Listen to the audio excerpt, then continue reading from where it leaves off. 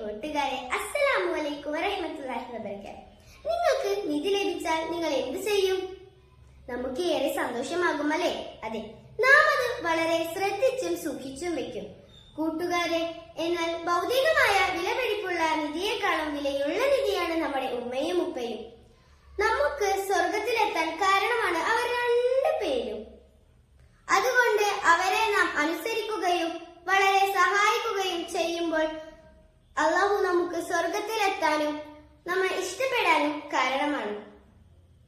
ഒരിക്കൽ ഒരാൾ പ്രവാചകൻ സ്വല്ലല്ലാഹു അലൈഹി വസല്ലമയോട് ഇപ്രകാരം ചോദിച്ചു: അല്ലാഹുവിന് ഏറ്റവും ഇഷ്ടമുള്ള പ്രവൃത്തി ഏതാണ്? പ്രവാചകൻ പറഞ്ഞു, നിസ്കാരം സമയത്ത് നിർവഹിക്കലാണ് എന്ന്.